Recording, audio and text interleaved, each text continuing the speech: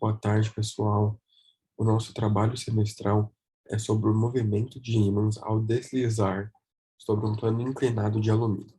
O trabalho foi feito por Gustavo Indolfo, Jean Varizaia, João Lins e Pedro Paiva. O nosso artigo base se baseou num artigo escrito por Francisco Catelli e Andrea Cantarelli Morales, que tem o mesmo nome no nosso título visto no slide anterior. Nossos tópicos abordados foram objetivos, material utilizado, metodologia, resultados objetivos, conclusão e referências. Nossos objetivos foram identificar experimentalmente a força eletromotriz induzida gerada pelo movimento de um ímã em um plano inclinado de alumínio, foi estudar a relação entre a força eletromotriz induzida e a velocidade do ímã descendo sobre a rampa, foi verificar a aplicação da lei de Faraday-Lenz em uma situação prática e também comparar os valores da velocidade terminal de queda do ímã com um modelo teórico. Nossos materiais utilizados foram uma moeda de R$ 1 e um ímã de neodímio redondo, e também uma superfície condutora não ferromagnética, um suporte, um sensor de posição, velocidade, o software Pasco e o software Tracker. Entrarei agora em detalhes sobre a metodologia utilizada para a aferição dos dados nesta etapa do experimento. A moeda em estudo foi colocada sobre uma rampa de 45 graus de inclinação, então liberada. Seu movimento foi gravado e analisado através do software Tracker, uma vez que o sensor Pasco não conseguiu captar o objeto devido ao seu tamanho pequeno. A seguir, encontra-se o vídeo do experimento.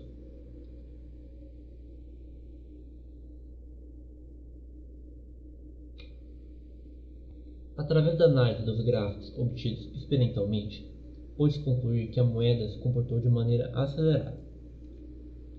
A quesito de comparação, nós modelamos o movimento da moeda desprezando a força de atrito da rampa com o objeto e utilizando a segunda lei de Newton, aplicando a função horária da velocidade. Observa-se que a aceleração independe da massa do corpo. Este foi o gráfico obtido que retrata o comportamento da moeda teoricamente da velocidade em relação ao tempo.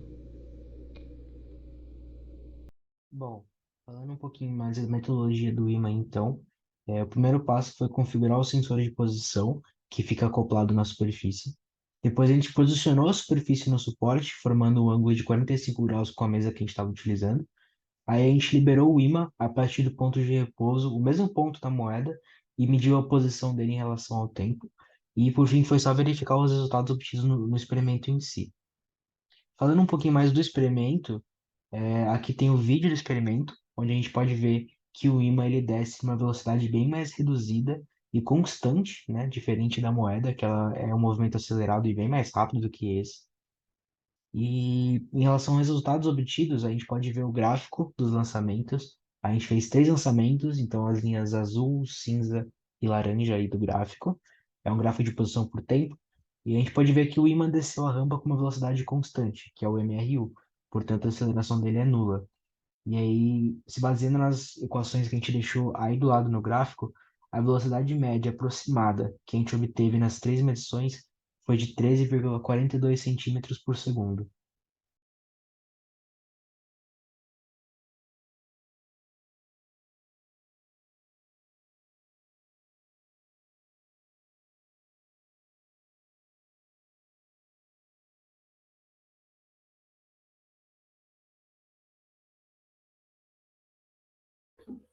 Bom, então agora eu vou explicar por que o ímã ele desceu com velocidade constante.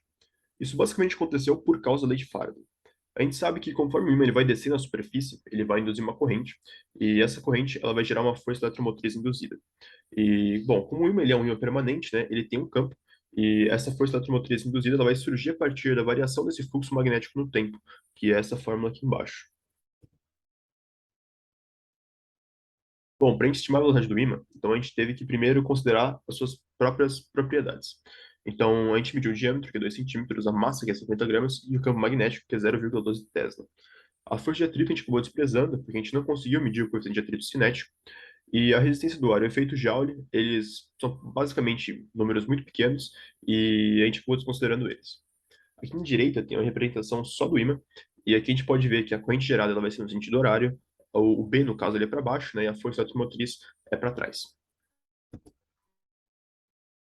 Bom, agora aqui na direita, a gente tem o D série do ímã mesmo, e aqui a gente pode ver que a força eletromotriz ela é contrária ao movimento. Isso explica por que ele está descendo com velocidade constante, né? Porque a força eletromotriz ela está sendo contrária ao movimento de descida. Então, como a gente sabe que a energia total é sempre conservada, a gente fez nosso modelamento a partir da conservação de energia. Então, a gente tem que a potência mecânica ela vai ser igual à potência elétrica. A potência mecânica é o peso vezes o feno vezes a velocidade, e a potência elétrica ela vai se dar basicamente pela força magnética, que é aquela fórmula, né, ILB.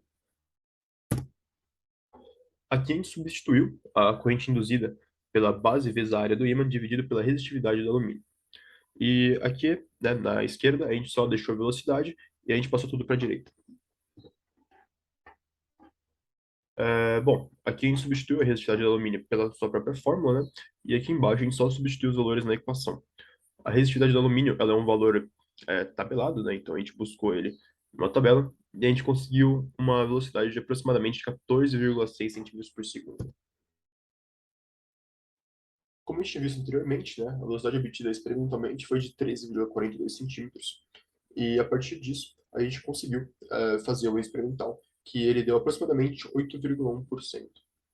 Bom, então, para a conclusão, a gente conseguiu tirar algumas conclusões, na verdade.